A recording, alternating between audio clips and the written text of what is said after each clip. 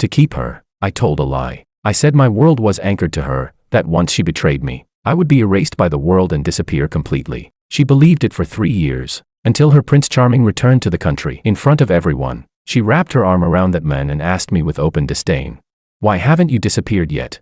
At that moment, a system voice that had been silent for ages rang out in my head. Detected. World anchor loyalty has dropped to 0. Anchor released. Host, would you like to initiate the final transfer program and return to your original world? Chapter 1. The candlelight dinner for our 3rd wedding anniversary took me an entire afternoon to prepare. Diana's favorite beef Wellington, made with top-grade filet air-freighted from Australia, cooked medium, perfectly pink when sliced, juices flowing freely. On the side were black truffle sauce and French-baked escargots, along with a bottle of her beloved 1982 Lafite. On the table, freshly cut Corolla roses stood in a crystal vase, each bloom vivid and dewy, releasing a rich, cloying fragrance. I untied my apron and glanced at the Patek Philippe on my wrist. The hour hand had already pointed to 8. Diana was an hour late. I sent her a message. "The food's getting cold. Are you still on the way?" The message vanished into the void, no reply. I was already used to it. Ever since Hudson returned to the country half a year ago, Diana's being busy and running late had become routine. I sat quietly across the dining table, watching the untouched candle slowly burn down. Wax dripped and pooled, solidifying into something misshapen and ugly. The heat from the steak dissipated. The surface began to turn dry and tough. At 9:30, the villa's door lock chimed electronically. I stood up. The smile I had prepared didn't even have time to form before it froze on my face. Diana was back, but she wasn't alone. Beside her stood a man, tall and well-built, dressed in a perfectly tailored beige trench coat. His brows and eyes carried a detached arrogance. Hudson, her university classmate, the Prince Charming she had hidden deep in her heart, and the greatest accident in my conquest mission. Diana held onto Hudson's arm, her fingertips even tracing lightly across the back of his hand, an intimacy I had never once been given. She saw me, and the carefully prepared dinner spread across the table. There was no surprise in her eyes, only a flicker of annoyance. "Jordan, why are you still up?" Her tone was flat, as if she were speaking to an irrelevant roommate. Hudson's gaze swept over me once before settling on the table. The corner of his mouth lifted in a playful smirk. "Well, Mr. Lopez, this is quite the spread. Is this a late-night snack you prepared for us?" My eyes fixed on the hand Diana had looped through his arm. It felt as though an invisible hand had clenched around my heart, not painful, just enough to make it hard to breathe. "Today is our 3rd wedding anniversary," I said, forcing my voice to remain calm. Diana paused for a moment, then impatience surfaced on her face. "I forgot. The company's been hectic lately. Hudson just got back, and I have to help him manage the gallery too. I'm completely swamped." She couldn't even be bothered to come up with a more believable excuse. I looked at her, the woman I had spent a full 5 years conquering. The system had told me that as long as her affection and loyalty stayed above 90, I could remain in this world forever and enjoy everything that came with a successful mission, wealth, status, and her. To secure that forever, after the conquest was complete, I told her a secret, half joking, half serious. "I don't actually belong to this world," I whispered in her ear that night, holding her close. "My existence is bound to you. If you betray me and fall in love with someone else, my anchor will disappear, and I'll be completely erased by this world." Back then, she had curled up in my arms, giggling, her soft body pressed against mine as she spoke in a sweet, gentle voice. "How could I ever bear to let you leave me? We'll be together forever." Forever, it turned out, had a shelf life of only 3 years. "Jordan," Hudson suddenly spoke. He took a step forward, sizing me up with a scrutinizing gaze, his tone laced with contempt and provocation. "I heard Diana say you told her that if she betrayed you, you'd disappear." My breathing stalled. Diana turned her face away, as if embarrassed, but she didn't refute it. Hudson's smile grew even more brazen. "Then why are you still standing here?" He took Diana's hand and raised it between the two of us, as if displaying a trophy. "Look, Diana chose me. Shouldn't you have gone poof by now?" Turned into a puff of smoke and vanished.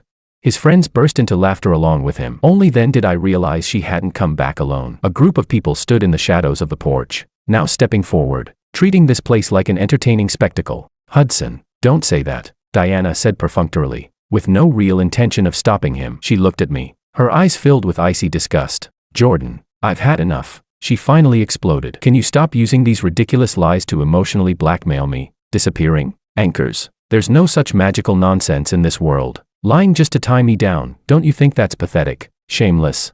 So disgusting," she snapped, as if tearing apart all the pretense of the past 3 years. "You said you'd disappear, but you're the one who wants to cling to me 24 hours a day. Your kind of love makes me suffocate." Every word was like a blade dipped in ice, striking with precision at my most vulnerable places. I looked at her, at the beautiful face now filled with a revulsion I had never seen before. I looked at Hudson beside her, wearing the unmistakable posture of a victor. I looked at the surrounding eyes, eager for drama. I felt no pain in my heart, only a hollow ringing. I looked at her as if she were a faded painting. When the conquest mission was completed, the system had rewarded me with 50 billion in assets, a world-leading game company, and permanent residency in this world. I handed the company over to professional managers and stepped behind the scenes, washing my hands of ambition to cook for her, to be the perfect husband. I bought her this top-floor mansion overlooking the entire city's nightscape, because she said she liked watching the stars. I opened a Michelin 3-star restaurant for her and named it Moonlight Kitchen, because she said she loved the food I made. Everything I did for her, in her eyes, was nothing more than a way to tie her down. A disgusting entanglement. So this was the truth. Love obtained through conquest was nothing but an illusion,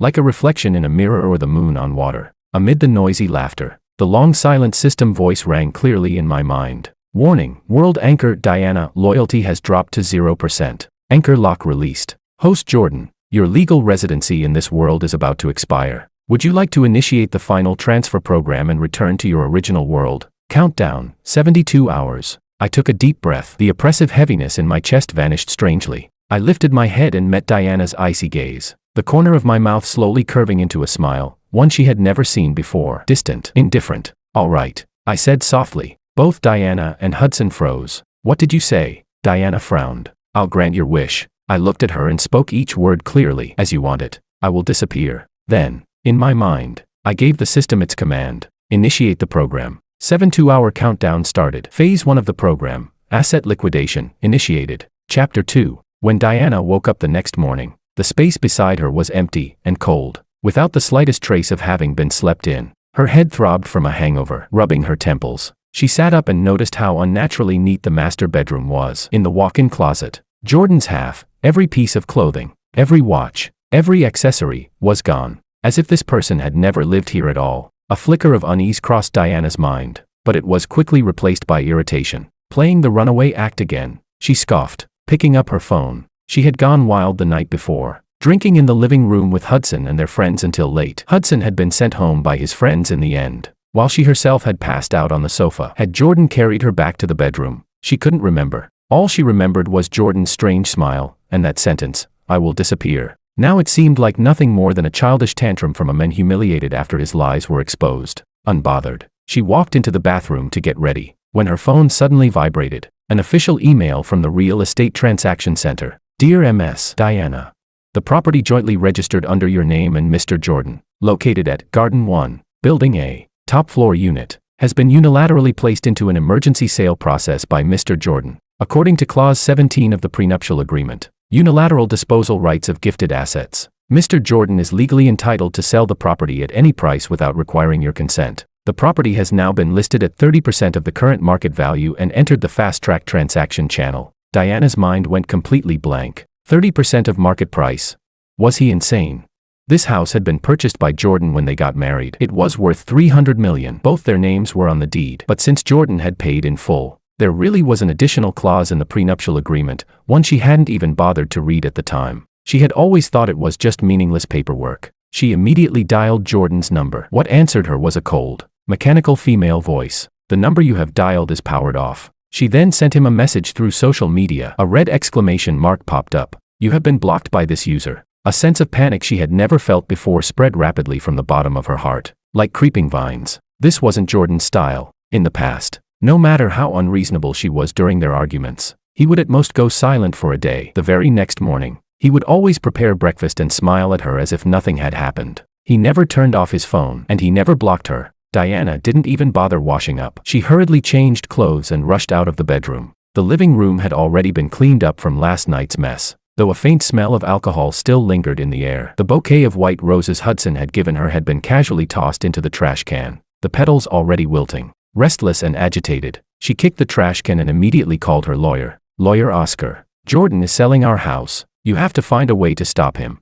There was a brief silence on the other end before the lawyer replied in a heavy tone. Ms. Diana, I'm afraid that will be difficult. This prenuptial agreement carries full legal force. Mr. Lopez's actions are lawful, and at a 30% price, the property will attract a large number of buyers within 24 hours. Once a contract is signed, There will be no turning back. How could this happen? Diana's hand trembled as she gripped the phone. Suddenly, Diana remembered something. She rushed to the safe by the entryway and frantically entered the code. The safe opened, empty. The property deeds, her jewelry, several important documents, all gone. No, one thing was left behind. A small velvet box. With trembling hands, Diana opened it. Inside was the diamond ring Jordan had used to propose to her, Eternal Heart. Pressed beneath the ring was a note, written in Jordan's bold, unrestrained handwriting. A keepsake. That single line felt like a loud slap across her face. This wasn't a fit of anger. It felt more like a farewell, cold, deliberate, and cruelly calm. Just then, her phone rang again. It was her best friend.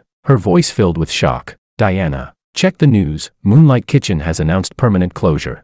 Diana's mind buzzed. She immediately opened the financial news. The front page headline, stark and black, was impossible to ignore. Michelin 3-star legend comes to an end. Moonlight Kitchen, founder announces permanent shutdown. All employees receive triple annual salary compensation. Moonlight Kitchen, Jordan's wedding gift to her, because she had said she wanted to eat his cooking whenever she liked. He had built this temple of fine dining just for her. The restaurant didn't accept public reservations. It served only her and her friends. It was the center of her social circle, the ultimate embodiment of her vanity. Countless socialites had fought tooth and nail just to get an invitation from Diana, to dine there once, to take a photo. Now, it was gone. In the news footage, the restaurant's general manager bowed deeply to the camera. This was Mr. Lopez's decision, he said. He stated that the original purpose for opening the restaurant no longer exists. Therefore, there is no reason to continue. The purpose no longer exists. Diana collapsed onto the cold floor. Her phone slipped from her fingers. She suddenly remembered Hudson's contemptuous laughter the night before, and her own words, disgusting. Panic, overwhelming panic, flooded her like a rising tide. Jordan hadn't been joking. He really was, disappearing from her world, little by little. Chapter 3. After the panic came towering rage. Diana was convinced Jordan was using these extreme measures to force her to give in, to make her regret it. Who does he think he is? She screamed into the phone at her best friend. Does he really think I can't live without his house and his restaurant? Her friend tried to calm her down carefully. Diana, don't get angry yet. This time, Jordan seemed serious. Maybe you said things a little too harshly.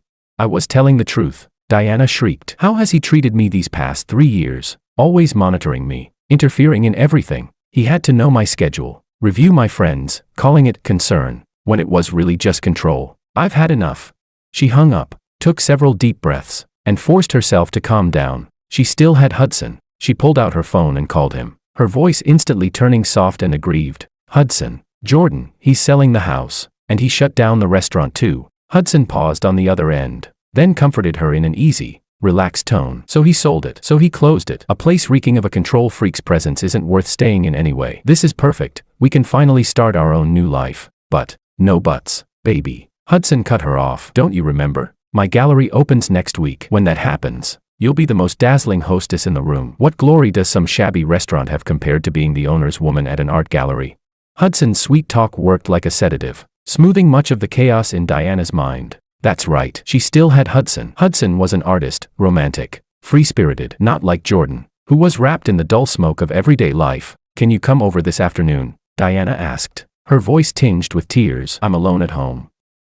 I'm a little scared. Of course, I'll be there right away. After hanging up, Diana felt much better. She even began to think that Jordan's departure might be a good thing. She could finally escape that suffocating love and start a brand new life with Hudson. She changed into a white dress Hudson liked, put on flawless makeup, and sat in the living room waiting for him. But the people who arrived were not Hudson. They were a group of movers in uniform. The foreman at the front held up an electronic contract. Excuse me, are you MS? Diana. We're from One Day Clear Moving Company. We've been commissioned by Mr. Jordan to clear out all personal property from this apartment. Diana jumped to her feet. What are you doing? This is my home.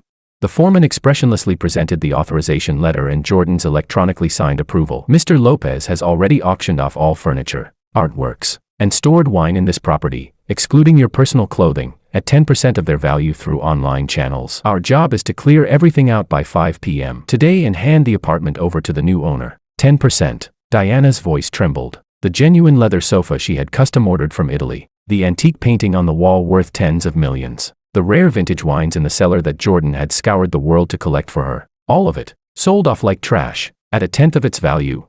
Get out, all of you, get out. Diana shrieked hysterically, lunging forward to shove the workers, A man in a suit standing beside the foreman stepped forward and handed her a business card. "Ma'am, I am Mr. Lopez's legal representative. If you obstruct the execution of this contract, we will file a lawsuit against you for interfering with property transfer. In addition, this is a court injunction. Before the property handover is completed, you are prohibited from damaging any items inside the residence in any way." Diana stared at the cold, impersonal injunction. The strength drained from her body in an instant. All she could do was watch helplessly as the workers, like a swarm of locusts, emptied the home she had lived in for 3 years, bit by bit. The sofa, the coffee table, the rugs, the television, the paintings on the walls, everything that bore Jordan's imprint, every trace of their shared life, was roughly packed up and carried away. In the end, even the large bed they had slept on for 3 years was dismantled and hauled out. At 4 in the afternoon, when the last worker left, the 300 square meter luxury residence stood completely empty. Only the massive floor-to-ceiling windows remained, reflecting the gray, overcast sky outside. Diana stood in the middle of the ruined living room. Beneath her feet were scratches and dust left behind by the movers. The few suitcases of personal clothing she had brought into the marriage were piled alone in a corner, like unclaimed trash. Only then did she finally realize that Jordan wasn't trying to force her to give in. He was erasing every trace of his existence. Her phone rang at the worst possible moment. It was Hudson. "Baby, I'm sorry, something came up here. I can't make it over," he said, sounding a little rushed. "There's a problem with one of the gallery's investors. I need to go smooth things over." Diana asked numbly. "What kind of problem?" "Ugh, don't even ask. The $5 million investment we had basically secured suddenly fell through. I've got to look for other options fast." Hudson sighed, then added, "By the way, how are things on your end? Jordan hasn't given you any more trouble, has he?" Diana looked around at this hollow shell of a home. Her lips moved, but not a single word came out. What could she say? That she was now homeless, penniless. Most of her credit cards were Jordan's secondary cards. Now that the primary account had been cancelled, her cards were nothing more than useless pieces of plastic. I'm fine," she heard herself say, her voice dry and lifeless. "That's good. Then, stay put for now. Once I settle the investment issue, I'll take you to the best hotel and buy you the prettiest bags to make it up to you." Hudson's tone slipped back into its familiar, frivolous sweetness. After hanging up, Diana slowly crouched down, wrapping her arms around her knees. In the vast, empty room, there was only the sound of her own breathing and the howling wind outside the windows. A loneliness, as if she had been abandoned by the entire world, swallowed her whole. Chapter 4. System notification. Asset liquidation complete. All personal assets of the host have been converted into system points. Program Phase 2, Social Relationship Severance, initiated. I sat in a standard budget hotel room, watching the steady flow of traffic outside the window. On my phone were messages from my lawyer. "Mr. Lopez, the property transfer has been completed successfully. As per your instructions, half of the proceeds have been donated to a rural children's education fund under the name Diana. The other half has been transferred to the overseas account you designated. All employee severance and compensation matters for Moonlight Kitchen have been fully settled. All shares under your name in Cosmos Technology have been transferred. The proceeds have also been handled accordingly." In the span of a single day, I went from being a powerful figure in this city to a penniless, ordinary person. On the system panel, a long string of point values flickered continuously. These points would be more than enough for me to live an even more comfortable life after returning to my original world. Yet my heart was completely calm. I opened a concealed app. On the screen appeared a live surveillance feed from the Garden 1 penthouse. I had installed it long ago, just in case. In the footage, Diana was curled up alone in a corner of the empty living room, like an abandoned kitten, without her refined makeup, without that air of arrogance. She looked fragile and helpless. I watched her with an expressionless face. The system's mission had required me to conquer her, to make myself fall in love with her. I did. I thought that after the mission's success, I would gain genuine affection, a stable home. Now I understood. From beginning to end, this had only ever been a transaction. I was the player. She was an NPC. Now that the game was over, it was time for me to leave the stage. I closed the surveillance feed and deleted the app. From this moment on, her joys and sorrows had nothing to do with me. System notification, severing all non-essential social connections in this world. Contacts, social networks, bank accounts, identity information, being erased one by one. Estimated time, 48 hours. My phone began automatically deleting contacts, logging out of every social account, canceling memberships and subscriptions. One familiar name after another vanished. One memory after another was wiped away. Finally, the screen went black. The phone reduced to nothing more than a useless slab of metal. The world became quiet, unprecedentedly so.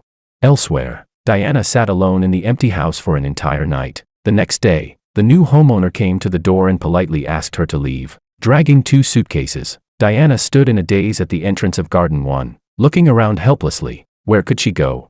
Back to her parents' home. She had fallen out with her family over marrying Jordan and hadn't contacted them for 2 years. A hotel. Only then did she realize that aside from her phone and a few now invalid credit cards, she didn't even have a single dollar in cash on her. She had no choice but to call Hudson again. This time, the phone rang for a long while before it was answered. Hello. Hudson's voice was impatient. The background was noisy, like a KTV. Hudson, I don't have anywhere to go. Diana's pride made the words hard to say. What do you mean nowhere to go? Your place is huge. The house.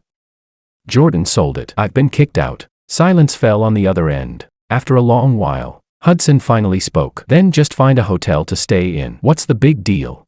I don't have any money, Diana said, her voice barely louder than a whisper. No money? Hudson's tone shot up instantly. How is that possible? Jordan's loaded. Didn't you get tens of billions in a divorce settlement? We're not divorced, and all my cards have been frozen. Another long silence. Diana could hear a woman on the other end calling out coquettishly. Young Master Hudson, come drink with us. Her heart sank, inch by inch. Well then, Hudson finally said, his tone now tinged with condescension. I'll have my assistant send you $50,000. Use it to get settled somewhere first. I'm really busy right now. The investment situation isn't going well, and I have to entertain these investors properly. Try to figure things out on your own for now. Okay.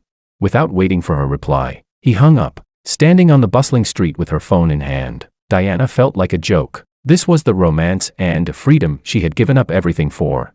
An hour later, a young assistant found her and shoved an envelope into her hands. His eyes filled with undisguised contempt. Miss, this is from Boss Hudson. He says money's tight for him lately too, so you should spend it sparingly. With that, the assistant turned and left, as if staying a second longer would soil him. Diana clutched the thin envelope. Inside were $50,000 in cash. Once upon a time, $50,000 wasn't even enough for her to buy the most ordinary handbag. Now, it was everything she had. The overwhelming sense of humiliation and absurdity made her almost unable to stand. She suddenly wanted to find Jordan, to ask him why he was treating her like this. She took a taxi to the headquarters of Cosmos Technology. She remembered that although Jordan didn't manage daily operations, he would occasionally come by, but the receptionist stopped her with a professional smile. Sorry, ma'am, there is no employee named Jordan at our company. That's impossible. Diana panicked. He's your boss, the company's founder.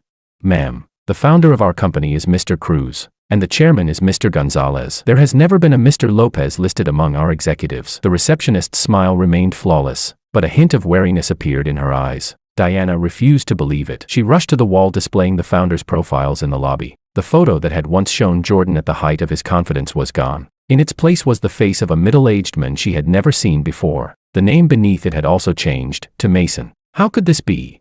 As if driven mad, she began searching online for Jordan and Cosmos Technology. Every piece of news, every report, every interview that had once identified Jordan as the founder of Cosmos Technology had vanished. All that remained was that man named Mason. As though every trace of Jordan's existence within this business empire had been wiped away by an invisible hand, erased out of thin air. Chapter 5. Diana refused to accept it. She went to every restaurant they had ever dined at, every mall they had strolled through, every cinema they had sat in together. She tried to extract even the faintest trace of Jordan's existence from the mouths of clerks and managers, but the results chilled her to the bone. Mr. Lopez, sorry, we have no purchase records for that guest. I don't remember anyone like that at all. Miss, are you sure you're not mistaken? Haven't you always come with Hudson? Everyone had forgotten Jordan, as if this person existed only in her memory. No, even her memory was starting to blur. She desperately tried to recall the details of being with Jordan, but many scenes felt as though they were covered in fog, impossible to see clearly. She remembered his back as he cooked for her. She remembered the tenderness in his eyes when he looked at her. She remembered the warmth of his chest when he pulled her into his arms. But his face, his voice, were fading rapidly. This terrified her far more than a simple breakup. Wasn't this exactly what Jordan had meant by disappearing? Not physical death, but the complete erasure of every proof that he had ever existed in this world. She finally believed it. That superpower she had once dismissed as a ridiculous lie was real, and it was she who had personally activated this program. It was she who had personally erased the men who loved her most from this world. Bit by bit, regret, like poison, began to gnaw at her from the inside out. With the $50,000, she rented a remote, cramped apartment. She stopped contacting Hudson. She stopped contacting those so-called friends. Every day, All she did was hold the velvet box containing the eternal heart and watch her wedding video with Jordan over and over again. It was the only proof of him that hadn't disappeared. In the video, Jordan wore a perfectly tailored suit, so handsome it made her heart race. Standing before the priest, he looked at her with eyes full of inescapable devotion and tenderness. "I, Jordan, take Diana to be my lawful wife. From this day forward, whether in good times or bad, in wealth or poverty, in health or sickness, I will love you, cherish you, until death parts us." His voice came through the screen, every word firm and resolute. Diana's heart was struck hard. "Until death parts us," she murmured, tears instantly blurring her vision. In the video, she wore a pure white wedding dress, smiling with happiness, leaning against Jordan like a princess cherished by the entire world. And now, she sat alone in this rental room of less than 10 square meters. Mold mottled the walls. The air was thick with dampness and the cheap smell of instant noodles. Death hadn't separated them. She had done it herself, personally severed that vow. She turned off the video and clutched the velvet box tightly, as if it were the only piece of driftwood keeping her afloat in this cold world. She opened it. Under the dim light, the eternal heart still shone with brilliant radiance. Trembling, she slid the ring onto her ring finger. The icy touch made her shudder. No, she couldn't give up like this. Jordan had said that disappearing meant erasing all traces. As long as he hadn't completely vanished, there had to be a way. She had to find him. She had to apologize to him in person, beg for his forgiveness, and beg him to stop this terrifying program. Chapter 6.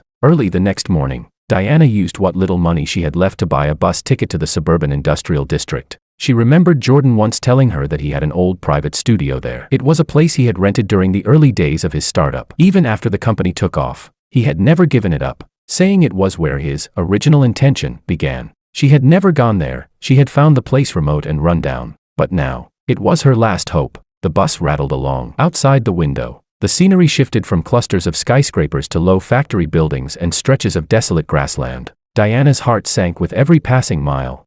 At the same time, inside the city's most exclusive private club, Hudson stood holding a wine glass, his face plastered with a smile as he addressed a pot-bellied middle-aged man. "Boss Mao, my gallery concept is absolutely top tier in this country. As long as your funding comes through, I guarantee that within 6 months, it'll become the city's next art landmark." The man known as Boss Mao lazily swirled the whiskey in his glass, not even bothering to lift his eyelids. He let out a soft snort of laughter. "Hudson, I've read your proposal. Big vision. Very pretty." He set his glass down and finally looked Hudson in the eye. "But I also had someone look into your background." Hudson's smile stiffened. "Those exhibitions you held overseas, weren't they all sponsored by Cosmos Technologies' European branch?" Boss Mao's tone turned mocking. "And that welcome back banquet Miss Diana threw for you after you returned? 7 figures in one night. Mr. Lopez paid the bill. As for the startup funds for your gallery, you claimed they were your own savings. But the bank records I found show the money came from a joint account belonging to Miss Diana and Mr. Lopez." Boss Mao leaned forward, his bloated face full of contempt. "Mr. Hudson, isn't all this so-called artistic talent and elite network of yours built on Jordan's money? Now that Jordan has vanished and Cosmos Technology has changed hands, what exactly are you using to guarantee this new landmark of yours?" He picked up his coat and stood, looking down at Hudson's ashen face. "Let's be blunt. You're nothing more than a kept man living off a woman's connections. Back then, Mr. Lopez was willing to spend money to keep you around to amuse his wife. I don't have that kind of money or patience." With that, he turned and left without a backward glance. The rich kids who had been crowding around Hudson just moments earlier now scattered like the plague, their eyes full of mockery and disdain. So he was just a gold digger. Thought he was some overseas art prodigy. What a joke. Hudson stood frozen in place, the wine glass trembling in his hand. His pride, his so-called talent and self-respect, was stripped bare in that instant, smashed onto the ground, and crushed underfoot. He suddenly hurled the glass to the floor, eyes bloodshot. He pulled out his phone and dialed Diana. He needed someone to blame, to pour all his resentment and failure onto. If it weren't for her uselessness, for her inability to hold on to Jordan, how could he have fallen this far? But what came from the other end was a cold, mechanical voice. "The number you have dialed is currently on another call." He dialed again, the same voice. What he didn't know was that at this very moment, Diana was using her phone as a navigation device, searching for that place she had never once set foot in. Chapter 7. Diana searched through the abandoned industrial zone for a full 2 hours. Finally, in front of a rusted iron gate, she saw the familiar number on the doorplate. The lock had long since seized up. She had to struggle with all her strength just to push the door open a narrow crack. A long sealed, stale smell rushed out to meet her. The studio wasn't large, but it was crammed with all kinds of electronic components, blueprints, and models she couldn't begin to understand. Everything here clashed violently with her refined, luxurious world. And yet, everywhere bore Jordan's traces. On the workbench sat a half-finished cup of coffee. In the ashtray beside it were several extinguished cigarette butts. The walls were covered edge to edge with game design sketches, dense with his bold, unrestrained handwritten notes. In the corner stood a half-assembled retro game console, its wiring still exposed. Diana stepped inside carefully, as if afraid of disturbing time itself. She ran her fingers over the cold surface of the workbench, imagining Jordan sitting here countless nights, staying up until dawn for the sake of his dreams. She had never known any of this. She only knew that he was rich, never how that money came to be. She enjoyed the wealth and comfort he brought her, yet despised the everyday grit about him, thinking he was inferior to Hudson, less romantic, less refined. How ridiculous, how pitiful. Inside a drawer of the workbench, she found a black, hard-covered notebook. She opened it, and her pupils shrank sharply. It wasn't a diary. It looked more like an experimental report. Mission target, Diana. Mission type, emotional conquest. Mission duration, 5 years. Mission reward, permanent world residency. 50 billion in system assets. Below it were dense, meticulous records. Year 1, target affection 30. Weakness, vanity. Enjoys being the center of attention. Strategy, create grand, romantic pursuit scenarios. Year 2, target affection 60. Weakness, lack of security. Craves exclusive devotion. Strategy, isolate from unhealthy social circles. Provide meticulous care. Year 5, target affection 95. Loyalty 92. Mission complete. Initiating long-term residency protocol. Diana turned the pages one by one, her entire body growing cold, as if she had fallen into an icy abyss. So everything between them, their meeting, their love, their marriage, had all been a carefully designed program. Every flutter of her heart, every moment she was moved, had been calculated. She had never been his lover. She was merely a mission target, an NPC. The overwhelming absurdity and fury of being deceived made her want to tear the notebook apart, but she didn't. She flipped to the very last page. The date was from just a few days ago. World anchor Diana, loyalty reduced to 0. Long-term residency protocol invalid. Initiating final transfer program. Countdown, 72 hours. The handwriting was calm, objective, completely devoid of emotion. Diana's heart died completely. So even her final regret was nothing but self-indulgence. He had never loved her. His departure was merely an automatic procedure after mission failure. She laughed, and as she laughed, tears fell. Just as she was about to close the notebook and accept this cruel reality, her gaze was caught by a single line of small text at the very bottom of the page, written in a different handwriting. The line was messy, the ink slightly smudged, as if the person who wrote it had been emotionally unstable. But what if the player falls in love with the game itself? Those few words struck Diana's mind like a bolt of thunder. All the earlier calmness, restraint, and calculation collapsed in an instant before that single sentence. He wasn't heartless. He had fallen in love. The one who was supposed to be the player had, in the process of conquering an NPC, trapped himself instead. That was why he had told her the secret about the anchor, not to bind her, but because he was truly afraid of losing her. That was why he had left the ring behind, not as humiliation, but as his final attachment. That was why he had donated half the house's proceeds in her name. Was it his way of leaving her, a bit of virtue, a bit of protection?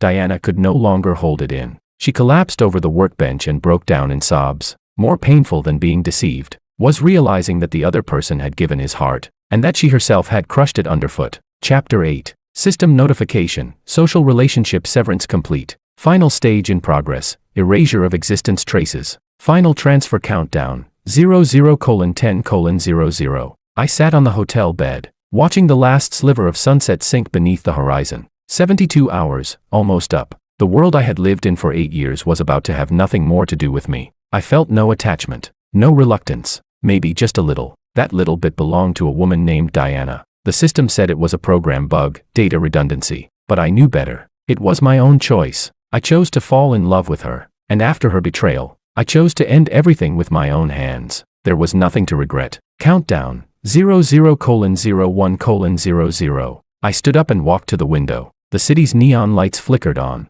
like multicolored rivers flowing through the night. I had once wanted to see all this splendor with her. Now, it was just me, making a final farewell. Countdown, 00:00:10, 9, 8, 7. At that moment, the backup phone in my pocket, one that should have long since run out of battery and shut down, suddenly began vibrating violently. I took it out. On the screen was neither a call nor a message. It was a forcibly popped-up window. Inside it was the surveillance feed from that long-abandoned studio. Diana was slumped over the desk, crying until she was nearly torn apart. In her hands, she clutched my black notebook tightly. She had found the place. She had seen that sentence. My heart, the heart I thought had already gone still like dead water, suddenly thudded hard, without warning. 3. I saw her lift her head. Her tear-streaked face was filled with endless despair and regret. She opened her mouth and silently called my name. 2. 1. Transfer program initiated. A burst of white light exploded before my eyes. Diana cried until she was on the verge of fainting. Suddenly, the phone she was using as a light flickered. All images vanished, replaced by a blood-red countdown. 0000:05. She froze. 0000:04. She understood instantly what it was. 0000:03. No, she screamed, her voice torn apart by despair. 0000:02. She jerked her head up, frantically scanning her surroundings, screaming hoarsely. Jordan, Jordan, come out. I was wrong. I really was wrong. 0000:01. At the instant the countdown hit 0, the air in the center of the studio suddenly rippled like water. A faint, nearly transparent human figure slowly emerged. It was Jordan. He wore a simple white shirt and black trousers, tall and composed, his expression calm. He stood there, his gaze passing straight through her, fixed on some void behind her. He couldn't see her. Jordan. Diana scrambled forward, trying to grab his hand. Her fingers passed through his body without resistance. He was like a phantom with no physical form. He no longer belonged to this world. A soft gate of light slowly opened behind him. He turned around. Without the slightest hesitation, he lifted his foot, ready to step into the light. Don't go. Diana fell to her knees, crying in utter despair. Please, don't leave me alone. That figure about to step into the light seemed to pause, ever so slightly, just a tenth of a second. Then, without looking back, he walked into the light. The gate closed. The figure vanished. The studio returned to deathly silence. Only Diana remained, alone amid the dust-filled room. The phone in her hand went completely dark. Jordan, and the very last trace of his existence in electronic form, had vanished entirely. Epilogue. 1 year later, in an ordinary neighborhood restaurant, a woman in a server's uniform was efficiently clearing tables. She had cut her hair short, wore no makeup, and her face carried a calmness tempered by life itself. It was Diana. After Jordan left, Hudson's debts came looking for her. She sold the ring, sold every piece of jewelry that could be turned into cash, and only then barely managed to pay everything off. She didn't return to her parents' home. She didn't contact any of her former friends. She took the most ordinary job, rented the cheapest room, and lived like an ordinary person. That day, after clearing the last table, she noticed a 100 yuan bill pressed beneath a plate as a tip. She smiled faintly and reached to put it away. Then she saw there was also a napkin underneath the bill. On it, drawn with a ballpoint pen, was a very simple, almost clumsy, smiley face. Diana froze. That smiley face, she remembered, long ago. When she had been sick, Jordan had coaxed her into taking medicine and had drawn exactly this kind of smiley face on a sticky note. Her heart clenched violently. She looked up, rushed to the door, and stared out at the busy street. Night stretched endlessly. There was no trace of that customer anywhere. Was it a coincidence? Or was it? She returned to the table and picked up the napkin carefully, as if holding an irreplaceable treasure. She stared at that smiley face for a very, very long time. Then she lowered her head. A single scorching tear fell onto the smiley face, spreading instantly. She knew that she would spend the rest of her life paying for the love she had destroyed with her own hands. Bonus scene. In a pure white space, with no sky and no ground, Jordan stood before an enormous holographic screen. On the screen was a frozen image of Diana, tears streaming down her face. A cold, emotionless electronic female voice sounded. Earth No. 73B World Experience mission has concluded. Overall mission evaluation, S+. Comment, player Jordan successfully completed the conquest and, after Anchor betrayal, activated the decisive departure protocol, meeting the highest standard of satisfying cruelty. Warning, non-essential emotional linkage, love, detected. This data bug has been recorded. Jordan stared expressionlessly at the screen, lifted a floating glass of blue liquid beside him, and took a sip. That smiley face on the napkin. He asked calmly, "Was that your doing?" System, according to emotional model projections, this action can raise the target's regret value to its peak and permanently lock it in, contributing to a higher final mission score. Is that so? Jordan's tone revealed no emotion. System, player Jordan, would you like to initiate the memory formatting procedure to erase the emotional data bug generated during this mission? Jordan looked at the woman silently crying in the small restaurant on the screen for a long time. The space fell completely silent. No, he finally said, his voice very soft. Leave it. System, command confirmed. Jordan turned away, no longer looking at the screen. Get things ready, he said. Start the next mission.